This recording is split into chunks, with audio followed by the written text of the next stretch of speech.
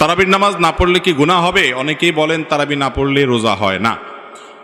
তারাবি নামাজ এটা গুরুত্বপূর্ণ একটি সুন্নত আমল। রমাদান মাসে যদি কেউ তারাবির নামাজ পড়ে, নবী করিম সাল্লাল্লাহু আলাইহি সাল্লাম বলেছেন, মান কামা রমাদানা ঈমানান ওয়া ইহতিসাবা গুফিরা লাহু মা তাকাদ্দামা মিন যামবি।